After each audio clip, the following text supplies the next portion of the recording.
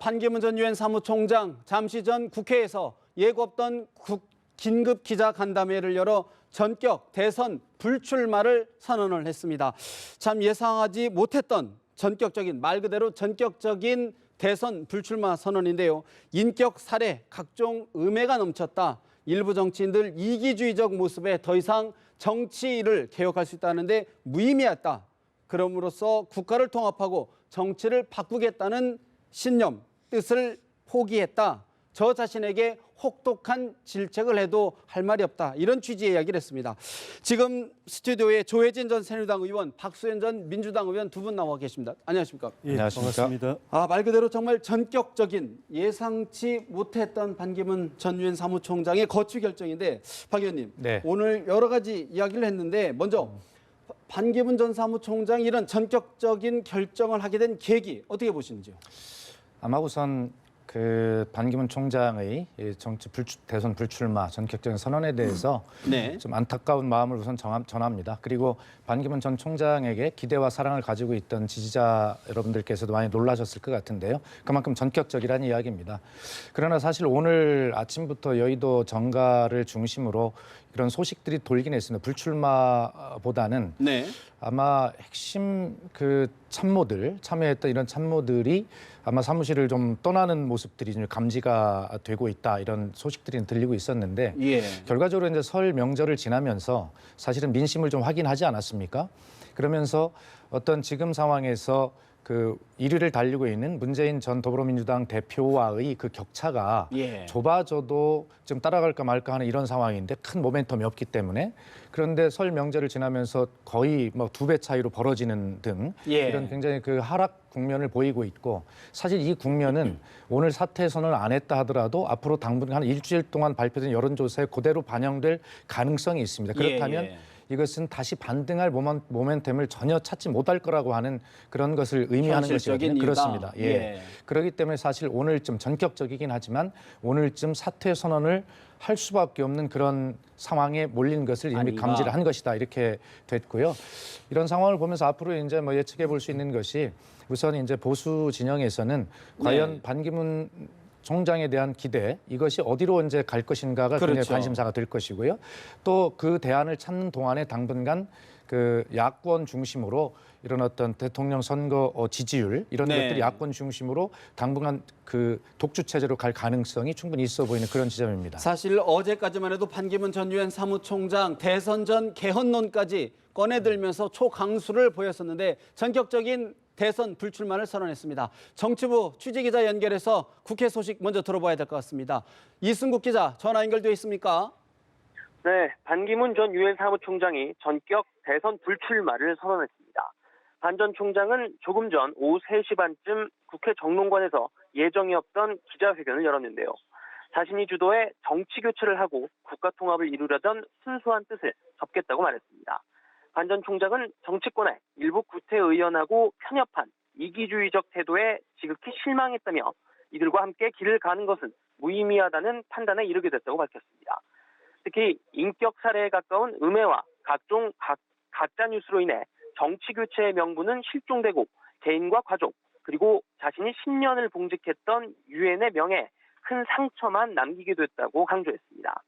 반 전 총장은 대선 불출마 결정은 오늘 오전 최종 결심했으며, 하지만 자신이 이루고자 했던 꿈과 비전은 포기하지 않겠다고 말했습니다. 10년간 유엔 사무총장으로 재직했던 경험과 대한민국의 밝은 미래를 위해 어떤 방법으로든 헌신하겠다고 강조했습니다. 지금까지 국회에서 전해드렸습니다. 국회 취재기자 연결해 다시 자세한 상황을 들어봤는데요. 조 의원님, 사실 지금 어떻게 보면 국민들 입장에서 또 기대를 했던 지지자들 입장에서는 당혹스러울 수도 있고 또 여러 대선 주자들 역시도 이번 반기문 전 총장의 불출마가 어떤 여파를 미칠지 파장을 주시할 것 같은데 어제까지만 해도 사실 뭐 개헌을 얘기하면서 강했단 말이죠. 왜 이런 결정을 했을까요? 가장 결정적인 계기 뭐로 보시는지요? 결론만 말씀드리면은 여론 지지율이 더 이상 떠오를 가능성이 안 보이고 또 본인을 추대해 줘야 될 소위 말하는 3지대 빅텐트의 그 주체들이 본인을 추대하기보다는 본인을 불쏘시개로 이용하려고 한다는 그런 느낌을 받았던 것이 결정적인 건 아닌가 싶은데요. 유엔 사무총장까지 그런 명예로운 자리를 지낸 분이 대선에 뛰어들 때는 목표는 딱 하나입니다. 본선에서 대통령이 되는 겁니다. 한번 뛰어보고 2등 하려고 들어오는 것도 아니고 또 이쪽에 뭐 이렇게 보수층의 후보로 한번 지명받는 게 목적이 아니고 네. 본선에서 승리해가지고 대통령이 되는 것이 목적인데 대통령이 될 전망이 초기에는 보였기 때문에 이런 지지율도 문재인 후보보다 앞서서 장기간 1등을 했었고 또 보수층의 그 후보가 없다고 해가지고 또 대안론이 급부상했고 또 지역적으로는 충청 대망론 이런 것도 있었고 네. 또 충청과 어디 다른 지역하고 이제 결합 이렇게 해가지고 여건이 맞은 것 같아서 그런 그 포부를 냈었는데 정작 돌아와서 보니까 구설수가 많이 생기고 지지율은 떨어지고 또 마지막으로 또 그 삼지대라고 하는데 여러 그 저기 큰 정치인들 쭉쭉 만나 보니까 이거 뭐 본인 추대할 생각 전혀 없고 이용할 생각만 하고 있어서 네. 더 이상 입지가 없다고 그렇게 생각하신 건 아닌가. 사실 오히려 오늘 이렇게 더 가다 보면은 본인 네. 상처만 입어가지고 아까 기자회견 때도 발표했지만은 본인 상처 입고 유엔에 또 불명예가 되고 하는 것까지 걱정이 돼서 예. 전격 결단을 한 것 같습니다. 오늘 직접적으로 반기문 전 사무총장이 밝힌 이유를 보면 인격 살해와 같은 각종 음해가 있었다. 또 일부 정치인들의 이기적인 모습을 봤다. 그럼을 보면서 더 이상 정치 교체 무의미하다는 걸 느꼈다. 이게 반기문 총장의 이야기거든요. 이 부분은 두 가지인데요. 앞부분은 소위 말하는 네거티브, 검증의 형태로 다가오는 네거티브가 첫날부터 시작됐거든요. 공항에 도착하자마자부터 세세한 일거수일투족 가지고 그 말들이 많았습니다. 거의 대부분 다 국민에게 친숙하게 다가오는 친근한 모습으로 나가기보다는 10년 동안 떨어져 있으면서 대한민국 현실과 너무 동떨어져서 아주 사소한 것조차도 적응을 못하고 상식도 잘 없다. 대한민국 보통 국민의 생활과 너무 동떨어진 것이다라는 쪽으로 계속 나가고 해서 그 좀 더 있으면은 이제 그 민주당이나 이 야당 쪽에서 얼음장도 많이 났지 않습니까? 공개하겠다. 이렇게 많이 가지고 있다. 뭐 국정원 출신의 모 의원은 뭐 이렇게 정보를 가지고 있는 듯이도 터뜨릴 듯이도 이야기하고 실제 또 그렇게 갈 가능성도 있었고 뭐 23만 불 이야기부터 해서 쭉 나오고 있었기 때문에 대통령이 못 되는 것으로 끝나는 게 아니라 본인이 평생에 쌓아온 명예와 또 본인 가족들의 명예까지도 다 상처 입어서 두고 그 상처를 앓으면서 골무면서 살아야 될 가능성에 대한 우려가 있었고 두 번째는 같이 해야 될 뜻을 모으고 힘을 모으고 본인 생각으로는 그 본인 중심으로 이렇게 힘을 모아줘야 될 걸로 기대했던 그 손학규 또는 김종인, 뭐 박지원, 뭐 김무성 이런 분들 만나 보니까 이게 간을 보면서 오히려 본인들이 큰 뜻을 이루는데 어떻게 이용할까 하는 생각에서 이 본인 입장에서는 정치에 대한 어떤 그 환멸 같은 걸 느꼈다는 게 그런 감정을 표현한 것 같습니다. 그런 것을 보면요. 사실 이제 반기문 전 총장을 이야기할 때 고건 전 총리를 이렇게 비유하신 분들이 많아요. 이렇다 그러면은 반기문 전 총장의 고건 전 국무총리와 비교를 안 할 수가 없는데 어떻게 보십니까? 예, 그 비슷한 길을 걷는 것이죠. 지금 그 앵커께서도 아까 말씀하셨습니다만 어쨌든 저렇게 중간에 그만두시는 것은 개인적으로 안타까움을 표합니다만 그 내용을 보면 정말 지극히 실망스럽지 않을 수가 없습니다. 지금 본인에게 문제가 있는 것은 아닌지라고 하는 것들을 철저하게 반성하고 성찰하는 모습으로 국민에게 죄송하다는 말씀, 이런 말씀을 드려야 되는데 내용은 지극히 정치권 일부 구태회나고 편협한 이기주의적 태도에 지극히 실망했다. 그리고 인격 살해에 가까운 음해와 각종 가짜 뉴스 이렇게 얘기를 하셨는데 아니 정치권 이 정도인지도 모르고 대통령이 되려고 하셨습니까? 그리고 들어오면은 유엔 사무총장 때 받았던 그 화려한 꽃가마를 우리 정치권이 태워주고 국민이 태워줘서 당연히 대통령으로 모실 줄 알고 기대하고 오신 것 같은데 지금 그런 본격적인 검증이 시작되지도 않은 와중에 그런 말씀을 들었다고 이렇게 극악한 말씀을 남기고 정치권을 떠나신다라고 하는 것, 이것이야말로 본인이 지극히 이기적이고 구태의연하다라고 하는 것을 증명하는 것이고, 그렇기 때문에 지금 새로운 시대를 요구하는 국민적 눈높이에 지금 벗어나 있기 때문에 당연히 지지율이 떨어지는 것이다. 전 이렇게 말씀을 드리지 않을 수가 없습니다. 그러니까 결과적으로는 우리가 정치를 대하는 태도, 국민을 대하는 태도가 좀 남달라야 된다라고 생각을 합니다.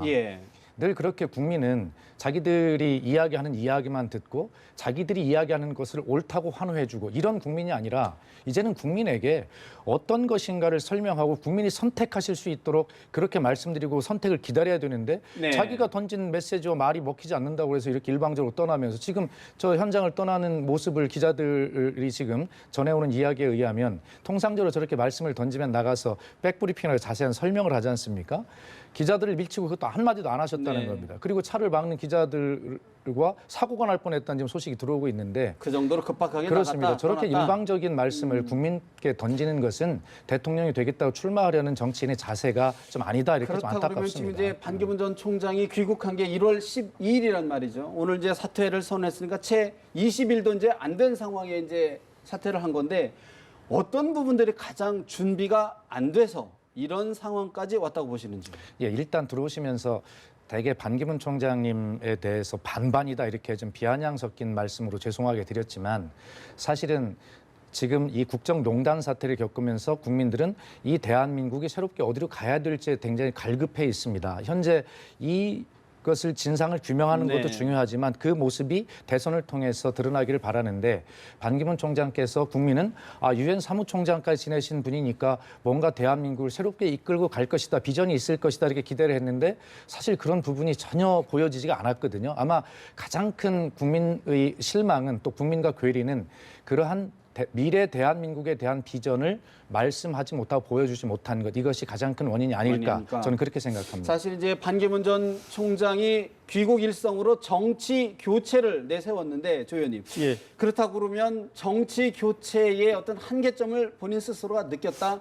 우리 토양이 더 이상 안 된다. 그거를 우리가 봐야 됩니까? 어떻게 보시는지요? 사실 국내 정치를 부분적으로 개혁하는 것도 굉장히 어렵거든요.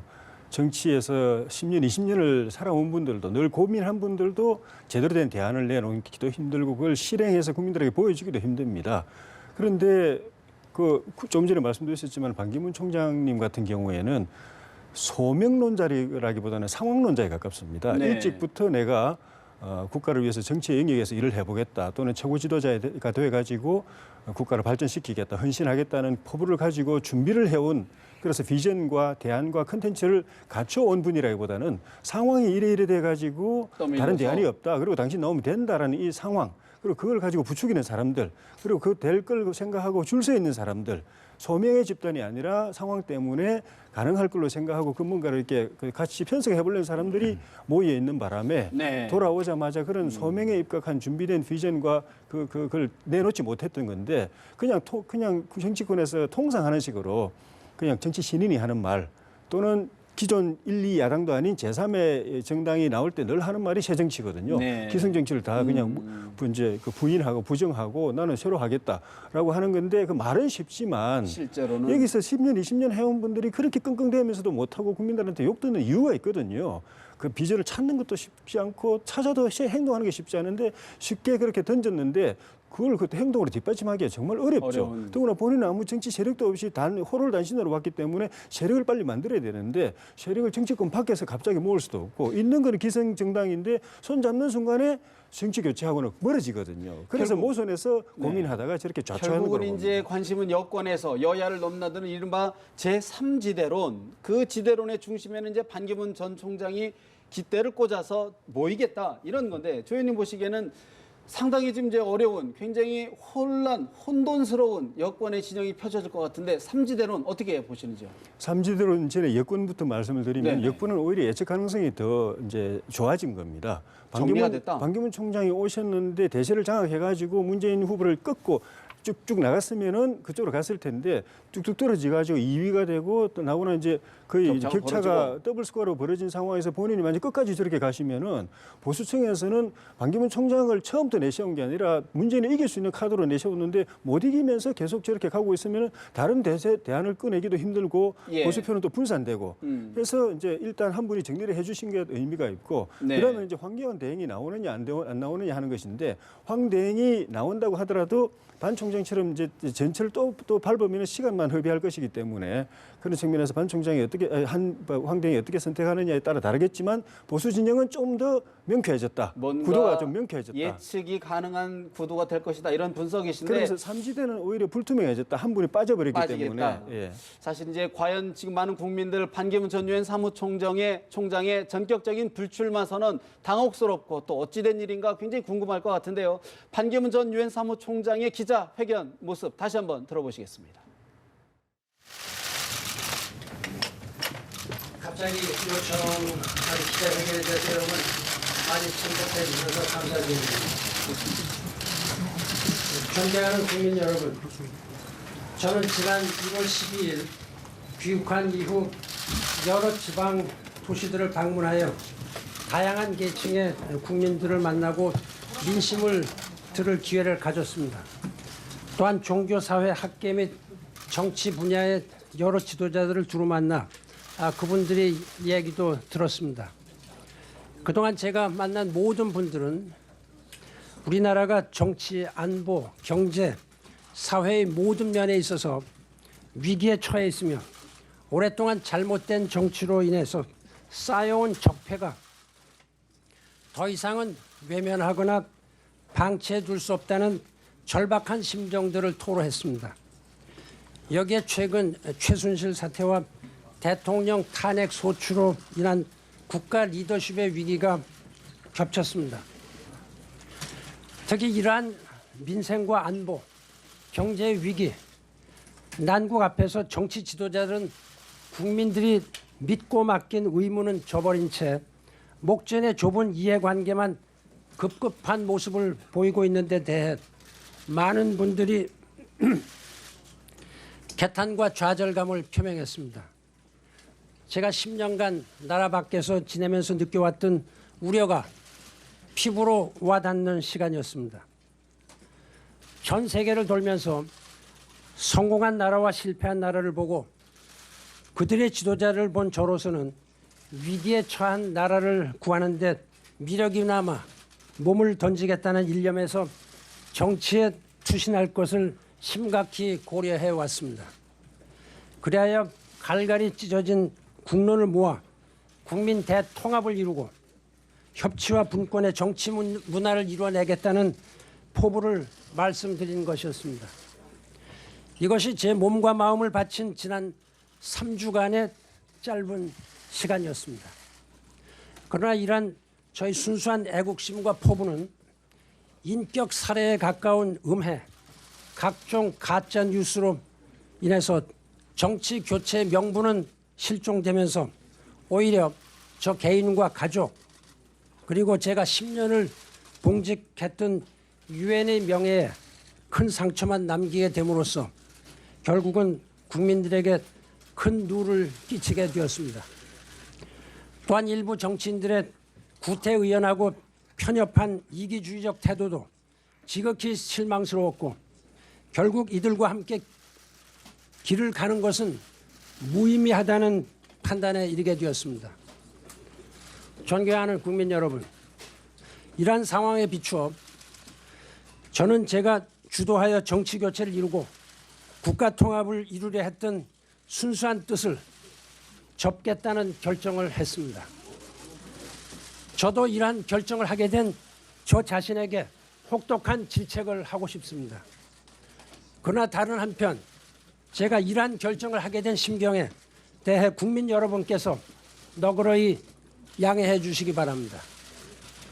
오늘의 결정으로 그동안 저를 열렬히 지지해 주신 많은 국민 여러분과 그간 제게 따뜻한 조언을 해주신 분들 그리고 저를 도와 가까이서 함께 일해온 많은 분들을 실망시켜 드리게 된 점에 대해서는 깊은 사죄의 말씀을 드리며 어떤 질책도 달게 받겠습니다. 그러나 제가 이루고자 했던 꿈과 비전은 포기하지 않겠습니다.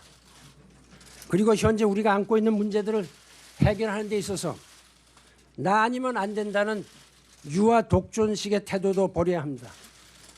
지금보다 더 나은 미래를 우리 후세에 물려주기 위해서는 각자 맡은 분야에서 자기가 할 수 있는 일들을 묵묵히 해나가야 하리라 생각합니다. 저도 지난 10년간에 걸친 유엔 사무총장으로서의 경험과 국제적 자산을 바탕으로 나라의 위기를 해결하고 대한민국의 밝은 미래를 위해 어떠한 방법이로든지 헌신하겠습니다. 국민 여러분 가정의 부디 건강과 행복이 함께 하시기를 간절히 기원합니다. 감사합니다. 반기문 전 유엔 사무총장의 불출마 기자회견 모습 다시 한번 전해드렸는데요. 지금 모습 반기문 전 총장의 전격적인 오늘 오전에야 마음을 굳혔다. 또 지지자들도 모를 만큼 전격적으로 불출마 선언이 이어졌습니다. 사실 대선뿐만 아니라 여야 모두에게 상당한 정치적 파장이 있을 것으로 예상이 되는데요. 대담 이어가도록 하겠습니다. 박 의원님, 사실 네. 지금 많은 국민들 또 많은 지지자들 여야를 떠나서 반기문 전 사무총장의 불출마 선언 예상하지 못했고 당혹스러운 부분이 있을 텐데 저희가 이제 삼지대론 어제까지만 해도 개헌을 해야 된다. 정치 개헌 협의체를 만들자. 이렇게 지금 오늘까지도 정당을 계속 방문을 했었거든요. 제3지대론 어떻게 전망하십니까? 예, 제3지대론이 유지되고 추진될 수 있는 동력은 두 가지라고 봅니다. 하나는 개헌을 고리로 한 명분이 하나 있을 것이고요. 하나는 반기문 총장이나 반기문 총장의 버금가는 높은 지지율을 가진 인물이 있을 것인데, 자, 개헌을 고리로 한 이 명분이 과연 유지될 것이냐. 이 문제는 지금 상당히 약해졌습니다. 자, 그렇다면 반기문 총장이라고 하는 인물 중심이라도 되어서 텐트가 크게 쳐지는 중심이 되어야 되는데 네. 지금 반기문 총장이라고 하는 이 텐트의 기둥이 좀 무너진 것입니다. 자, 그렇다면 이 두 가지가 다 어려워졌기 때문에 제3지대는 전체적으로 완전히 그 무너진 것이 아니냐 이렇게 볼 수 있겠죠. 그래서 네. 빅 텐트가 아니라 결과적으로 스몰 텐트급으로 이제 전락할 수밖에 없는 객관적 상황이 이제 됐다고 보는 것이죠. 예. 다만 이곳에서 국민의당과 안철수 전 대표는 제3지대를 하되 다른 곳이 중심이 아니라 국민의당이 중심이 플랫폼이 돼가지고 3지대 텐트를 쳐야 된다 이런 주장을 해왔잖아요. 다시 네네네. 말해서 국민의당을 중심으로 외연이 확장된 이런 제3지대론을 주장을 했기 때문에 아마 반기문 총장이 불출마를 함으로써 다시 한번 국민의당과 안철수 대표에게는 자기들이 중심이 되겠다라고 하는 그런 작은 텐트라도 네. 치겠다라고 하는 그런 새로운 환경의 변화는 생기는 것이 아닌가 보수 이렇게 봅니다. 중도층을 끌어들일 수 있는 새로운 계기는 마련된 것 아니냐 그렇게 보시는 이제 거죠? 그렇게 될 수 있는 것이라고 봅니다. 사실 이제 여권 후보에서는 사실 여권 진영에서는 지금 이제 반기문 전 사무총장을 구심점으로 해서 어떤 세력화를 모색해 왔는데 이럴 경우에는 좀 가뜩이나 여권 후보가 좀 약하다 이런 얘기가 있었는데 여권 후보들은 어떻게 좀 재편이 될까요? 좀 전망해 주신다면. 일단은 이제 황교안 권한대행이 어떤 선택을 하느냐를 봐야 될 것인데 반기문 총장이 사퇴함으로써 황 대행 입장에서 보면은 한편으로는 기회가 생긴 측면이 네. 있고 다른 한편으로는 반기문 총장과 황교안 대행을 놓고 보면은 일반 국민의 상식으로는 그 반기문 총장이 조금 더 좀 그렇어 제목 이런 측면에서는 정치권의 인재로서는 좀 더 큰 인재라고도 볼 수 있었는데 저렇게 네. 쉽게 나동거려지는 걸 보면은 황교안 대행도 좀 고민을 하는 부분도 있을 것이고 왜냐하면 현재 반 총장은 사무총장 그만두고 들어오는데도 여러 말들이 많았거든요. 들어와도 되느냐 마느냐, 출마해도 네. 되느냐 마느냐, 출마해도 되느냐 마느냐 말들이 많았는데 그 황 대행은 현직 대행으로서 국가 위기를 책임지고 관리하고 있는 입장에서 나오는 데 대한 부담에다가 여러 가지 그런 점 때문에 한편 기회지만 또 쉽게 네. 발을 디딜 수 없는 그런 고민도 있을 고민도 것이어서 있을 것이다. 그 거취를 또 봐야 될 것이고 특히 유승민 남경필 특히 이제 유승민 의원 같은 경우에는 바른정당에. 예, 반기문 총장이 보수층 지지를 꽉 잡고 있으니까 그 눌려가지고 열심히 하는 데 비해서 이렇게 올라가지 않는 그런 지지율 정체 상태가 있었는데 조금 숨통이 트이는 그런 계기가 될 수 있을 것 같고 결과적으로 보수층은 나중에는 결집을 하게 됩니다. 예. 탄핵이 기각된다면 모르겠지만은 인용된다면은 결국은 그 여파로 보수층 결집은 이루어지는데 예. 이것이 어느 후보를 중심으로 해서 결집이 되느냐에 따라서 또 그 결집의 정도에 따라서 3파전이냐 문재인 후보가 3파전이냐 또는 양자 대결이냐 그 두 가지 가능성이 있는데 3파전으로 가더라도 보수층이 제대로 결집하면은 한번 해볼 만하다고 할 수도 있는 것 같은 것이 왜냐하면 안철수 후보 나오고 문재인 후보 나오면은 야권은 분열 구도이기 때문에 문재인 후보가 물론 표가 많긴 하지만은 야권은 분열하고 보수층 구여권 보수층은 하나의 단일 후보로 결집해 온다면은 보수층도 한번 해볼 만한 계기다. 그렇다 그러면 지금 예를 들어서 반기문 전 총장을 지지하던 지지세가 과연 여권의 후보로 갈 것인지 아니면은 겹친다고 하는 안철수 전 국민의당 대표로 향할 것인지 민심의 그 중도의 향배는 어떻게 전망하십니까? 보수층은 이제 이쪽에 더 남아 있고 오히려 중도층 네. 가운데서 반기문 총장 쪽에 일부 가 있었고 또 안철수 후보 쪽에도 일부 가 있었거든요. 그거는 이제 그 이쪽 보수층에서 대표 후보가 누가 나오느냐에 따라서 보수적 색깔이 강한 쪽이 나오느냐 아니면은 중도 외연 확장력이 있는 후보가 나오느냐에 따라서 반기문 후보 쪽에 있던 보수층뿐만 아니라 중도층까지 오느냐 또 심지어 안철수 후보까지 갔던 중도층까지 이쪽으로 오느냐 아니면 보수층만 또 그 중에서 또 이제 강경 보수 계열만 결속하느냐 네. 그런 이제 그 갈림길이 생길 생길 것입니다. 것이다. 아마 이런 부분을 좀 눈여겨봐야 될 것 같은데요. 지금 국민의 대부분은 이 농단 사태를 맞이해서 정권 교체가 돼야 된다는데 동의하는 국민이 굉장히 훨씬 많습니다. 그렇다면 정권 교체를 어떤 것이 정권 교체냐라고 하는 것인데요. 그렇다고 본다면 지금 그 여권에서 뚜렷한 주자가 서기 전까지는 보수에서 네. 서기 전까지는 결과적으로 범야권에서 이 중도층의 표를 가장 흡수할 수 있는 흡인력이 가장 큰 후보, 그 후보가 상당히 부상할 가능성이 있다. 그것이 현재 1위를 달리고 있는 문재인 대표가 바라봐야 될 가장 중요한 변수다. 저는 그렇게 봅니다. 예. 그래서 지금 이제 좀 반기문 총장을 지지하던 그 중도 성향의 또 보수 쪽에 약간 가깝거나 이런 성향의 표를 지금 뚜렷하게 황교안 대행은 사실 자격 문제나 여러 가지에 지금 논란이 많이 있지 않습니까?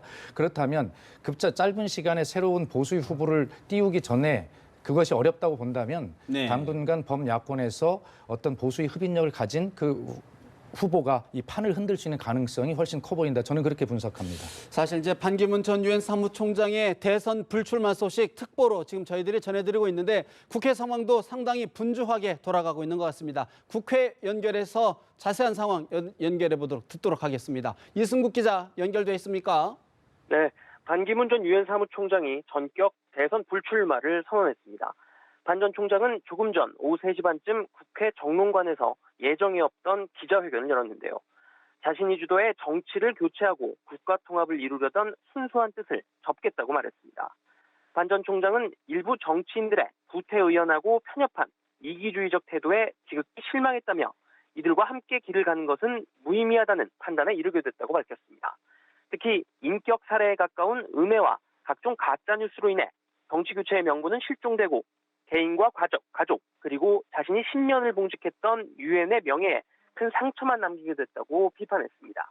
반 전 총장은 이어 그동안 자신을 지지해준 국민과 따뜻한 조언을 해준 분들께 실망을 안겨 죄송하다며 어떤 질책도 달게 받겠다고 말했습니다. 하지만 자신이 이루고자 했던 꿈과 비전은 결코 포기하지 않겠다며 10년간 유엔 사무총장으로 재직했던 경험을 바탕으로 대한민국의 밝은 미래를 위해 어떤 방법으로든 헌신하겠다고 강조했습니다. 반 전 총장의 대선 불출마 선언에 대해 더불어민주당은 의회의 결정이지만 존중하겠다고 밝혔고 국민의당은 개인에 대한 연민의 정은 있지만 국가를 위한 큰 틀에서 볼 때 바람직한 선택이라는 입장을 밝혔습니다. 지금까지 국회에서 전해드렸습니다. 국회 연결해서 지금 국회 상황 들어보셨는데 국회 취재 기자들 상당히 분주한 모습인 것 같습니다. 전격적인 반기문 유엔 전 사무총장의 대선 불출마 소식 여러 여파가 있을 것 같은데 먼저 새누리당, 바른정당, 여권의 이야기를 좀 한번 들어봐야 될 것 같은데 박 의원님 사실 좀 전에 이제 황교안 국무총리 사실 권한 대행을 역할을 하고 있는데 새누리당에서는 상당히 지금 뭐랄까 좀 띄우려고 할까요? 뭔가 좀 굉장히 눈여겨보고 있는 상황인데 네. 어떻게 전망하십니까? 지금 황교안 권한대행은 그야말로 이 대한민국 위기 상황을 잘 관리해야 될 책무를 안고 있는 사람입니다. 그리고 차기 대선을 잘 관리해야 될 관리자 입장이잖아요.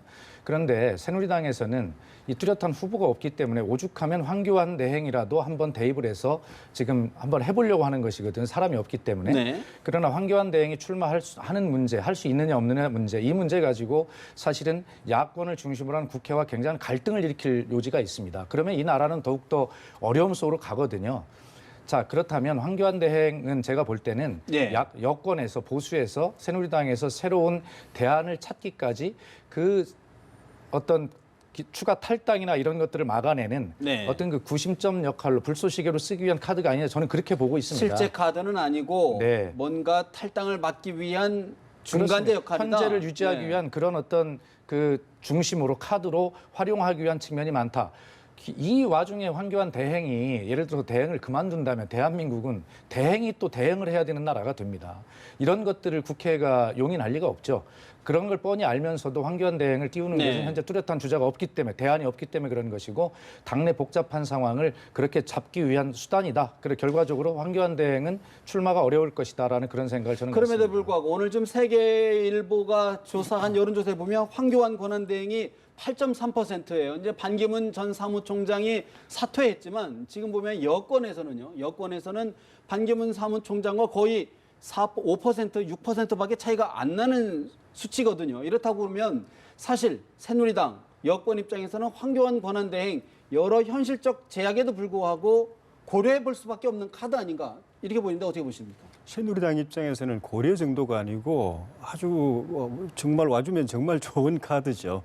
지금은 사실은 그 반기문 총장이 있을 때만 하더라도 충청권 의원들 중심으로 해가지고 나가려고 준비하고 있는 의원들이 대기하고 있는 상태였고 네. 나머지 의원들도 대세를 봐가지고 이 새누리당이 계속 불임 정당으로 남아 있으면은 다음 지방선거 총선거에 자기 둥지가 없어져 버리기 때문에 나가려고 하는 의원들이 많아서 임명진 비대위원장이 황 대행을 그 콜하는 게 굉장히 무리가 있는 그 여론의 역풍도 있는데도 반감도 있는데도 불구하고 계속 이렇게 땡기려고 했던 이유가 또 반기문 총장까지 그 콜을 그 했던 이유가 새누리당이 살기 위해서 존립하기 위해서 필요한 예. 건데 그건 역설적으로 보면은 새누리당이라는 이 그 정치적 실체의 위상이 그만큼 어렵기 때문에 황교안 대행이 좀 전에 박수현 의원님 말씀하신 것처럼 본인의 현재 위치라든가 이런 여러 가지 정치적 환경 때문에 쉽게 그걸 그만두고 나오기도 어렵지만은 어렵다. 예. 나오더라도 새누리당으로 가서 뭘 하겠다고 도모한다는 거는 명분도 안 맞고 예. 일단 새누리당 현재 처지가 국민들로부터 굉장히 좀 곤궁한 처지에 있는 데다가 또 탄핵을 당한 정당인데다가 또 노선상 상당히 그 우파 쪽으로 상당히 보수적으로 치우친 정당이기 때문에 네. 그쪽으로 가가지고 이 문재인 후보를 꺾을 만한 그런 그 광범위한 표를 결집할 수 있는 그런 표몰이를 하는 데는 지장이 어려움이 있기 때문에 나오더라도 어디 갈 둥지가 마땅치 않다. 그렇다고 이분이 나와서 바른정당 들어가지고 경선을 할 가능성 그것도 사실 높지 않아 보이기 때문에 네. 본인은 마음이 있고 주변에서는 또 많이 또 권유를 한다 권유를 하더라도 하겠지만 쉽게 결심하지 못할 것으로 봅니다. 사실 이제 바른정당 입장에서도 이제 반기문 전 사무총장과 뭐 입당 또 예. 뭐 연대, 뭐 통합 여러 이야기가 나왔었는데 반기문 전 총장이 불출마를 선언한다 그러면 이제 바른정당 입장에서도 좀 진로가 좀 모호해지는 물론 뭐 유승민 의원도 있고 남경필 지사도 있지만 예. 정당의 진로가 조금 바른정당의 진로가 좀 모호해지는 것 아니냐 어떻게 보십니까? 만약에 보수층이 이번 대선에 포기다, 나 투표 안 할란다, 뭐 문재인 되는 거 어쩔 수 없다, 다음 대선을 기약하자고 하면은 대선에 대한 관심이나 또 결집도가 약하기 때문에 뭐 유승민이 나오든 황교안이 나오든 뭐 굉장히 어려운 선거를 하게 되는데 네. 그렇지 않고 문재인은 절대 안 된다. 지난번 제가 이제 지역에 가보면은 문재인 대세론을 이야기하는 그 사람이 같은 입으로 그렇지만 문재인이 되면 절대 안 된다. 이런 여론이 있기 때문에 그리고 또 박근혜 대통령을 지지하던 분들 입장에서는 박근혜 대통령 탄핵 이후의 상황을 위해서라도 네. 문재인 집권은 제지해야 된다는 이런 강력한 기류가 또 현장의 촛불 태극기 집회 민심에는 그런 게 있듯이 이제 이번 대선 포기할 수 없다라는 쪽으로 정리가 된다고 한다면은 결국은 현재 나타나 있는 조기 대선 시간도 많지 않은 상황에서 전혀 모르는 인물이 나오기도 어렵고 그래서 이제 세 사람 아니었습니까? 반기문 또 유승민 또 남경필 또 황교안까지 황교안은 이제 밖에 있지만 거기 있었는데 남은 거는 유승민, 남경필, 황교안 정도인데 거기서 누군가 나올 수밖에 없고 한 사람으로 결국은 정리가 될 정리되지 겁니다. 않겠는가? 예. 사실 이렇게 되면 이제 새누리당에서 2차 탈당을 검토하던 충청권, 수도권 의원들 고민이 굉장히 깊어질 것 같은데 바른정당과 새누리당의 어떤 보수 경쟁은 어떻게 전망하십니까? 예, 그렇기 때문에 지금 충청권의 의원들이 반기문 총장과 입장을 같이 하기 위해서 이제 탈당의 시기를 좀 저울질하면서 이제 보고 있었지 않습니까? 그런데 그것이 무망해진 상태에서 사실은 보면 이제 당분간 현재 상황을 유지하면서 어떻게 보면 다른 길이 없기 때문에 현재의 충청권에 탈당을 대기하던 의원들도 이제는 다른 방법이 없기 때문에 이 당에 남아서 보수 결집을 위해서 더 노력해야 된다라고 하는 막다른 길밖에는 선택이 없거든요. 네. 지금 그 반기문 총장과 함께 하고자 했던 그분들이 결과적으로 바른정당이라고 하는 곳에 그 바른정당이 사실은 지금 막 굉장히 어떤 그 동력을 가지고 좀 뜨고 있다고 한다면 뭐 갈 수도 있겠으나 사실 그것도 지금 아리사리한 그런 상황입니다. 사실은 그런 상황이기 때문에 여러 가지 관망을 더 할 것이다 이렇게 보여지고요. 결과적으로는 현재 아까도 우리 계속 그런 토론을 하고 있습니다만 지금 이 중도 지역 네. 그다음에 거기서 약간 우측에 있는 보수인, 보수 네. 이 지역 지대를 어떻게 누가 먼저 선점하는 어떤 연결 고리들을 가지고 이야기할 것이냐라고 하는 것이 굉장히 중요해 보이는 그런 상황인 것 같고 아마 바른 정당이 됐든 더불어민주당이 됐든 네. 아마 그런 어떤 싸움들이 치열하게 전개될 것이다라고 하는 생각을 갖습니다. 사실 이제 안철수 전 국민의당 대표 일찌감치 이번 대선은 문재인, 안철수 두 양자 대결이 될 것이다 이렇게 예언을 했어요. 뭐 예측을 했는데 어쨌든 지금 마저 현재 상황이라 그러면 그렇게 지금 돼가는 분위기인데 안철수 전 대표 입장에서는 중도 보수층을 끌어들일 수 있는 어떤 새로운 기회가 될까요? 어떻게 보십니까? 일단 아까 제가 말씀드렸듯이 일단 그 정도일지는 모르겠습니다만 아직 제3지대론이 살아있다면 네. 그 지대에서는 안철수 대표와 국민의당의 그 대표성, 역할 기대성이 좀 커진 것은 사실이다. 그러나 그것이 과연 그 문재인 전 대표나 더불어민주당 정권 교체를 바라는 그 중심축, 거기에 지금 많은 지지를 받고 있는데 그 정도 그 양자 대결로 갈 수 있는 수준까지 이것을 키워낼 수 있는가 하는 것은 정말 미지수다. 예를 들어서 왜 그러냐면 지금 말씀하신 이 중도지대에 남아있는 이 반기문을 지지했던 이 표들이 네. 이쪽으로만 간다는 보장이 없거든요. 왜냐하면 아까 말씀드렸듯이 야권 내에도 범야권 내에도 또 더불어민주당 내에도 이 보수 진영의 표를 흡수할 수 있는 상당한 흡인력을 가진 그 후보가 후보들이. 나온다면 이 표는 안철수 대표 쪽으로 간다는 보장이 없는 예컨대 것이거든요. 뭐 안희정 충남지사라든가 서로 흡인할 수 있는 흡인력 충분히 갖고 있다. 그렇습니다. 그런 예. 말씀이시군요. 네, 네. 어떻게 보십니까? 지금 안철수 전 대표는 지금 반기문 유엔 사무총장의 사퇴 선언 의외지만 존중한다. 민심은 정권 교체였다. 국가의 큰 어른으로 남아야 된다. 이런 논평을 했는데 안철수 전 대표 입장에서도 어쨌든 새로운 기회를 마련했다. 이렇게는 봐야 되는 거 아닐까요? 어떻게 보시는지요? 그렇게 볼 수는 있는데 네. 안철수 대표가 공언하는 대로 문재인 후보와 양자 대결로 가려면은 좀 전에 말씀드린 부분 중에 하나인데 보수층이 이번 대선을 포기해야 됩니다. 그러니까 안철수 후보가 돼도 문재인 후보는 안철수 후보가 대통령이 되면 정권 교체가 아니라고 그러는데 사실 보수층이 보는 여권에서 보는 거는 안철수 후보도 야권이죠. 그리고 민주당 하다가 나온 분이고 또 중요한 지지 기반이 또 호남이고 야세가 강한 호남이고 하기 때문에 안철수 후보가 자기 말대로 양자 대결이 돼가지고 문재인 후보를 이긴다고 하더라도 예. 범여권 지지자들, 보수층 지지자들이 볼 때는 그거는 정권을 내주는 겁니다. 그 내주는 것까지 포기하고 한다면? 그냥 문재인 되는 거는 그 뭐 못 보니까 안철수라도 됐으면 좋겠다 하고 이쪽에서 아예 후보도 안 내고 밀어주느냐 그런 결단을 하면 안철수 후보 구도대로 될 수도 있겠죠. 하지만 그런 구도가 아니면 안철수 후보는 이미 본인 경쟁력은 거의 이제 그 박스권에 들어가 있거든요. 혼자는 아무리 길을 쓰고 해도 안 올라오고 있고 호남에서조차도 뭐 안철수가 뜨면은 문재인 되는 것보다는 안철수를 통해서 정권 교체하면 좋겠지만 워낙 안 뜨니까 내심으로는 싫은데 그냥 문재인 받아들여가지고 정권 교체라도 하자 이런 분위기 정도로 본인이 안 뜨고 있어서 결국은 이 나머지 문재인을 제외한 나머지가 다 자기로 통일시켜주고 특히 보수층까지 와줘야. 새누리당이나 저 범여권 지지자까지 가져야 되는데 이쪽에서 후보 포기하고 후보 안 내고 그런 일은 없습니다. 결국 이제 보수층이 어떤 선택을 하느냐, 어떤 모습으로 결집을 하느냐가 이제 대선판을 짤 것이다. 그런 관측이신데 결국 3자구도로 갑니다. 그러면- 보수층 단일 후보 나오고 네. 안철수 후보 끝까지 간다고 하니까 그러면 나오고. 유승민 대선 후보가 예. 의원이 얘기했던 보수 단일 후보론 과연 그런 후보가 할 수 있는 구심점 역할을 할 수 있는 후보가 나올까요? 될까요? 결과적으로 본인이 이야기한 것이 조기에 지금 이루어지고 있는 형태가 되어버렸습니다. 처음에는 이제 황교안 대행이 나오기 전이고 또 쉽게 나오기 어렵다고 보는 상황에서는 반기문 후보와 또 그 남경필 후보하고 이렇게 해서 하나로 통합하자는 취지로 이야기했는데 스스로 이제 하차를 해버렸기 때문에 보수 진영에서는 후보 정리가 비교적 쉬워지고 가는 추세고 나중에 황당이 혹 나온다면은 네. 그분까지 포함해서 다시 단일화를 해야 되는 작업이 남아 있긴 하지만은 이제 한 분이 빠졌기 때문에 점점 하나로 정리돼 가는 흐름이죠. 깜짝 놀랄 만한 정말 예상치 못했던 보수 진영에서 새로운 후보가 나올 가능성은 없을까요? 어떻게 보십니까? 깜짝 놀란다는 거는 국민이 아무도 모르는 분이거든요. 네. 지금 대한민국에서 대통령 하겠다 또는 할 만하다라고 하는 분 중에 국민이 모르는 분 있습니까? 모르는 분이라면은 전혀 그런 자격이 없는 분이라야 모르는 거지. 그래서 깜짝 놀랄 분이 나오면 진짜 국민들이 깜짝 놀래버릴 거예요. 현재로서는 가능성은 높지 않다 이렇게 보시는데 반기문 전 유엔 사무총장 정치 교체의 순수한 뜻을 접고자 한다. 그동안 지지해줬던 많은 국민들, 지지자들에게 사죄하는 마음이다라고 오늘 전격 대통령 선거 출마를 포기한다라고 밝혔습니다. 사실 지금까지 이제 여권의 파장을 짚어봤는데 야권 입장에서도요. 지금 이제 이른바 문재인 대세론이 형성돼 있는 야권에도 적지 않은 파장이 있을 것 같아요. 어떤 파장부터 있을까요? 예, 그렇습니다. 아까도 말씀드렸습니다만 지금 정권 교체를 요구하는 국민의 비율이 훨씬 높은 건 사실 아니겠습니까?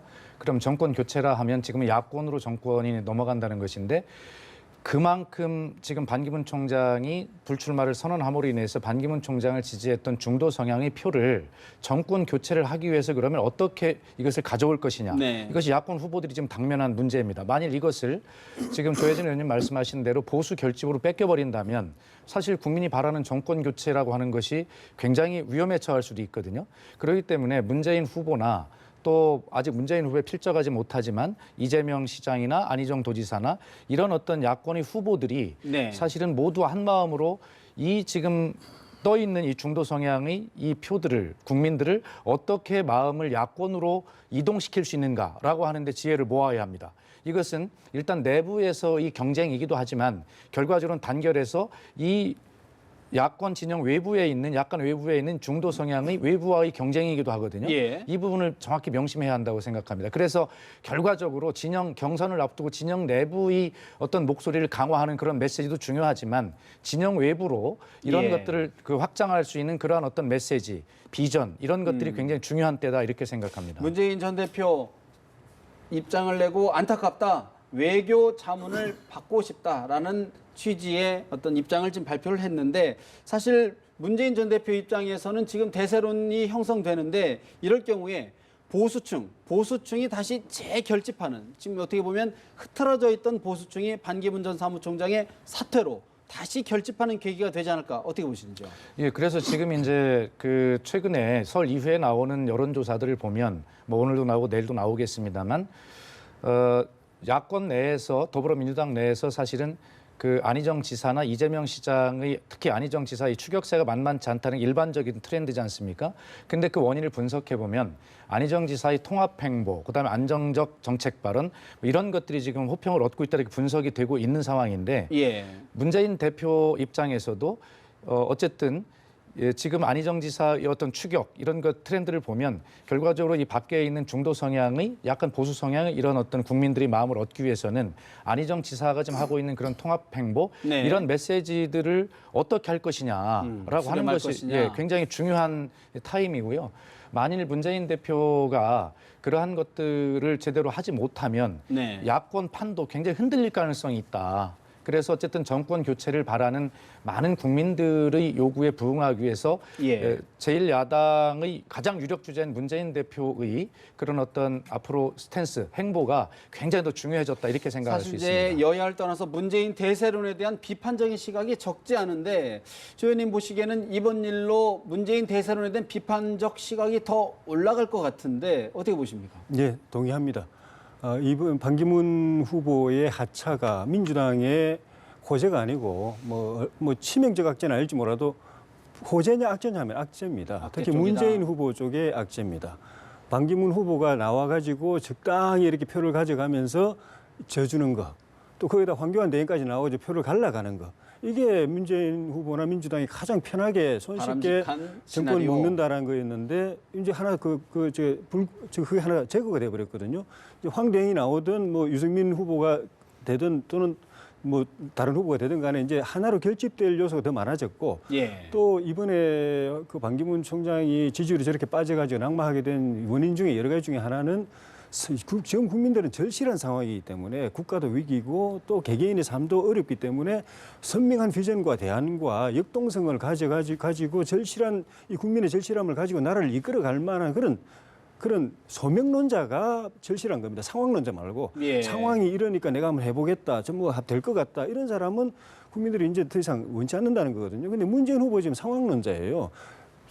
작년까지 계속 반기문 후보에다 뒤처지고 이름으로 뒤처지고 있다가 탄핵이라는 상황 때문에 갑자기 반기문이 떨어지니까 자기가 올라간 거거든요. 그리고 탄핵 민심이 정권 교체 민심으로 가니까 그게 편성돼 있는 거거든요. 네. 자력으로 그 말고 자력으로 뭔가 중도 외연 해가지고 표를 끌어올리고 많이 애를 써봤는데 그건 효과가 전혀 없습니다. 지금 중도 외연 끌어올리고 하면서 또 좌쪽으로 또 막 급진적인 발언도 하고 하니까 우왕좌왕하는 바람에 국민들은 이 중도 외연 확장에 대한 진정성을 전혀 못 느끼거든요. 예. 그러니까 문 후보는 자기 표는 일부인데 상황이 준 표대에 얹혀가 있기 때문에 이렇게 상황에 의해서 자력이 아닌 자기의 비전과 소명과 국민에 대한 책임감과 또 희망 이런 걸 제시해 던져가지고 역동적으로 끌고 가는 후보가 아닌 사람은 네. 점점 거품이 빠지게 돼 있고 야권에서도 여권에도 마찬가지지만 야권에서도 그런 소명과 역동성 비전, 선명한 비전을 가지고 더 자기를 던져서 끌고 가려고 하는 사람에 의해서 판이 바뀌는 계기가 저는 반드시 올 걸로 봅니다. 문재인 전 대표 입장에서는 악재라고 평가를 해주셨는데 예. 그럼에도 불구하고 실제 대선 당선 가능성, 지금 예. 현재 상태로 대선이 조기 대선이 치러진다면 예. 당선 가능성은 더 높아졌다 이렇게 봐야 되는 거 아닐까요? 어떻게 보시는지? 오늘 시점에 만약 투표를 한다면은 네. 그렇게 되겠죠. 그런데 앞으로 남은 2달, 석 달 여기 사이에 결정적인 변수가 두세 번은 옵니다. 어떤 변수가 좀 가장 옵니다. 최종 변수라고 보시는지요? 일단 대통령 탄핵, 탄핵 부분. 그리고 그 뒤에 민심이 어떻게 움직일는지, 보수층이 어떻게 결집하는지, 결집하는지. 그리고 보수층 후보 쪽에 누가 나와가지고 중도표를 가져갈 수 있는 후보가 나오느냐 안 나오느냐. 지금 결국은 중도 싸움이거든요. 역대 선거가 다 그랬고 이번에도 그렇습니다. 반기문 후보가 떴던 것도 상당수 중도층이 일시에 반기문하게 붙어버리는 바람에 문재인을 제끼고 1등으로 갔던 건데 들어와서 하는 걸 보고 실망하면서 중도층부터 먼저 빠져나가는 바람에 그래가지고 부동층으로 가버리는 바람에 지지율이 뚝뚝 떨어진 거거든요. 그 표를 누가 가져오느냐에 따라서 대선 본선의 승부가 결정나기 때문에 여권에서도 표가 불성이 결집하되 마지막에는 우리 보수표는 모아준다. 그 대신에 예. 중도표는 네가 가져와라. 가져올 후보가 누구냐. 그걸 보고 최종 선택을 하게 될 것이고 야당도 그렇게 할 걸로 봅니다. 사실 이제 야권 입장에서는 이제 뭔가 좀 경쟁적인 구도가 좀 만들어져야 거기서 콘텐츠 경쟁도 있고 뭔가 좀 보여주는 그런 것들이 더 중요해지지 않았나 보여주는데 어떻게 보시는지요? 예, 지금 조혜진 의원님 말씀 속에 문재인 전 대표가 지금 1위를 하는 것은 상황 논리가 만들어준 그 지지다 이렇게 표현을 하셨는데 그런 부분도 사실은 문재인 대표가 겸허하게 잘 들으셔야 된다고 생각하지만 저는 그 부분에 대해서 좀 동의하지 않는 것은 반기문 총장이 귀국하면서 사실은 문재인 전 대표와 반기문 전 총장의 아주 팽팽한 신경전 뭐 이런 것들이 대결이 사실상 펼쳐져 온 것이거든요. 그 와중에 문재인 대표는 정말 반기문 대표에 비해서 나름대로의 어떤 정책 행보와 소신 행보 또 비판도 받았지만 여러 가지 정책들을 계속 내면서 온 것이 사실이고요. 네. 그 반면에 반기문 총장은 아까 제가 말씀드렸듯이 그러한 것들을 제시하지 못하면서 우왕좌왕하는 모습을 보면서 사실은 양자 대결에서 쉽게 얘기해서 반기문 총장이 문재인 대표에게 패한 것이다. 저는 그렇게 규정합니다. 그렇기 때문에 그냥 단순하게 상황에 올라타서 문재인 대표가 지금 이 지지율을 가졌다라고 하는 것은 너무 혹평을 해주시는 것 같고 네. 어쨌든 그런 측면에서 문재인 대표가 앞으로 조혜진 의원님 하신 말씀을 잘 명심해서 그런 상황 논리에 올라탔다라는 말을 듣지 않도록 그렇게 본인의 소신 행보와 정책 행보를 함으로써 이걸 굳혀가는 것 굉장히 중요한 일이다 이렇게 봅니다. 반기문 전 총장의 사퇴 사실 어떻게 보면 지금 야권에서 2위권 다툼을 하고 있는 안희정, 이재명 시장, 지사 입장에서는 새로운 기회가 될까요? 아니면은 대세론을 굳혀가는 어떤 계기가 될까? 어떻게 전망하시나요? 새로운 기회죠. 새로운 기회다. 네, 특히 지금 그 안희정 지사의 그 상승세가 좀 눈에 띈다 이렇게 언론 보도가 많이 나오고 있는데 반기문 총장과 안희정 지사는 사실 충청 대망론의 양대 축이었지 않습니까? 그런 중에 사실 여러 가지 여론조사를 보면 둘의 그 여론조사가 상당히 비슷하게 나오는 측면들이 있었어요. 예. 그런데 안타깝게 반기문 총장이라고 하는 충청 대망 한 축이 지금 사라진 측면에서 결과적으로 안희정 지사는 새로운 충청의 기반을 주고 지역 정치를 지향하지는 않습니다만 새로운 기회를 그런 측면을 가진 것이다 이렇게 보고 다만 위기가 될 수 있는 것은 아까 말씀드렸듯이 문재인 전 대표와 안희정 지사, 이재명 시장이 이 중도 지역에 있는 이 표들을 흡수하기 위한 어떤 노력을 서로 경쟁적으로 할 것이냐. 네. 이런 측면에 그걸 잘 못한다면 오히려 그것은 위기가 될 것이다. 이렇게 사실 봅니다. 이제 한 가지 좀 짚어봐야 되는 시간이 부족하긴 한데 반기문 전 총장의 사퇴가 탄핵 심판에는 결정적으로 어떤 영향을 미칠 거로 보시는지요? 큰 영향은 없으리라고 봅니다. 큰 영향은 없을 것이다. 예, 탄핵은 뭐 헌법과 법률에 따라서 절차에 따라서 진행되고 특히 재판관들이 뭐 여론이 출렁이니까 부담스러운 하지만은 그 여론에 따라서 재판했다가는 큰일 난다는 걸 알고 있기 때문에 네. 엄정하게 그렇게 할 것이고 다만 이제 그 탄핵 심판을 향해서 영향을 미치는 바깥의 여론들은 이제 그 한때는 지금 반기문 총장을 구심점으로 해가지고 그렇게 움직였던 그런 측면이 있기 때문에 바깥 여론은 좀 출렁이겠지만은 네. 헌법 재판은 예정대로 차분하게 그대로 그 원칙에 따라서 네. 그대로 진행될 것 같습니다. 반기문 전 유엔 사무총장 여야 정치인 누구도 예상치 못했던 전격적인 사퇴를 선언했는데 과연 조기 대선으로 향하고 있는 대선 전국에 어떤 영향을 미칠지 주목해야 될 것 같습니다. 오늘 대담 여기서 마쳐야 될 것 같습니다. 두 말씀 잘 들었습니다.